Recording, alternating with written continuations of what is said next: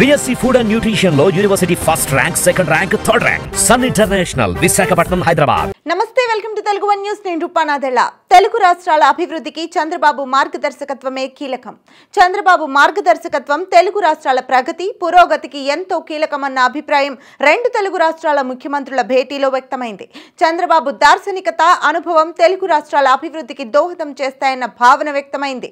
హైదరాబాద్ అభివృద్ధిలో ఆయన ముద్ర చెరగనిదని భేటీలో పాల్గొన్న తెలంగాణ మంత్రులు సైతం అభిప్రాయపడ్డారు.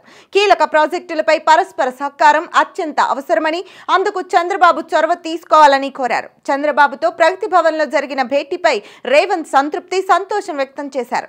కీలక ప్రాజెక్టులపై కలిసి పనిచేయడానికి ఉభయ తెలుగు రాష్ట్రాల ముఖ్యమంత్రులు ఒక అవగాహనకు వచ్చారు. ఇరు రాష్ట్రాల మధ్య సయోధ్య సహకారంతోనే రాష్ట్రాలుగా విడిపోయినా అభివృద్ధిలో జమిలిగా ముందుకు సాగడానికి వీలవుతుందన్న ఏకాభిప్రాయానికి ఇరు రాష్ట్రాల ముఖ్యమంత్రులు వచ్చారు. సమస్యలపై తరచూ మాట్లాడుకుంటూ వీలైనంత వేగంగా ఉభయతారకంగా సమస్యలను పరిష్కరించుకోవాలని ఇరు రాష్ట్రాల ముఖ్యమంత్రుల భేటీ నిర్ణయం తీసుకుంది. సానుకూల దృక్పథం, పరస్పర సహకారంతో ముందుకు వెడితేనే విభజన సమస్యల పరిష్కారం జరుగుతుందన్న అభిప్రాయం ఆ భేటీలో వ్యక్తమైంది.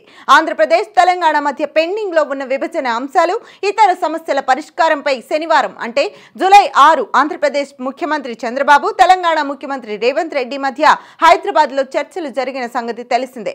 రాష్ట్ర విభజన తర్వాత ఏ వివాదాలు లేకుండా రెండు రాష్ట్రాలకు సంబంధించిన అత్యంత కీలక అంశాల పరిష్కారం కోసం జరిగిన మొదటి సమావేశం ఇదేనని పరిశీలకులు విశ్లేషిస్తున్నారు.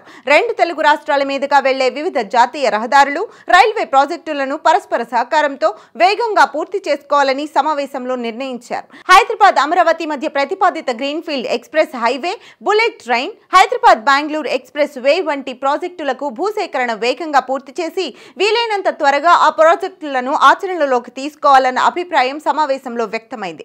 తెలంగాణలో విమానాశ్రయాలు, విమాన సర్వీసులకు సంబంధించిన అంశాలపై పరస్పరం సహకరించుకోవాలన్న నిర్ణయానికి వచ్చారు. కేంద్ర పౌర విమానయాన శాఖ మంత్రిగా శ్రీకాకుళం ఎంపీ రామ్మోహన్ నాయుడు ఉన్నందున ఆయన సహకారంతో తెలంగాణకు సంబంధించిన పెండింగ్ అంశాల్ని పరిష్కరించుకోవచ్చన్న అభిప్రాయం వ్యక్తమైంది. రెండు తెలుగు రాష్ట్రాలకు కలిపి 42 మందిలో లోక్సభ సభ్యులు, 18 మంది రాజ్యసభ సభ్యులు ఉన్నందున రెండు రాష్ట్రాల సమస్యలపై కేంద్ర ప్రభుత్వం వద్దకు కలిసి వెళితే బాగుంటుందని రేవంత్ రెడ్డి సూచించారు. రెండు రాష్ట్రాల్లోనూ వేర్వేరు పార్టీలు అధికారంలో ఉన్నందున రాజకీయంగా అది సాధ్యం కాదని చంద్రబాబు పేర్కొన్నారు.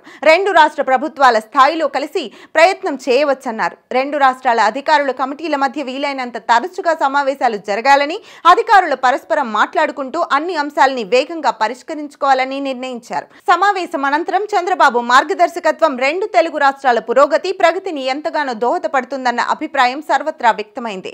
ఇలా ఉండగా ఇరు రాష్ట్రాల మధ్య పరస్పర సహకారానికి సంబంధించి తొలి అడుగు పడింది. ఇందుకు తెలంగాణ అభ్యర్థనకు సానుకూలంగా స్పందిస్తూ తొలి అడుగు చంద్రబాబు నాయుడే వేశారు. రెండు తెలుగు రాష్ట్రాలు తనకు రెండు కళ్ళు అన్న చంద్రబాబు నాయుడు ఆంధ్రప్రదేశ్ ముఖ్యమంత్రిగా రెండోసారి అధికార బాధ్యతలు చేపట్టిన తర్వాత తెలంగాణ అభ్యర్థనకు సానుకూలంగా స్పందించడం ద్వారా తన చిత్తశుద్ధిని, తెలుగు రాష్ట్రాల ప్రగతి పట్ల తనకున్న అంకిత భావాన్ని, తెలుగు వారంతా కలిసి ఉండాలన్న తన సంకల్పాన్ని చాటుకున్నారు.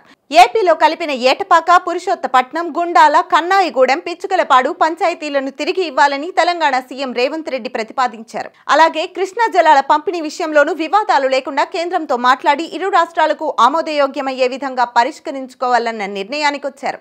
తెలంగాణ అభివృద్ధికి తన వంతు సహకారం అందించనున్నట్లు చంద్రబాబు ఆ సందర్భంగా చెప్పారు.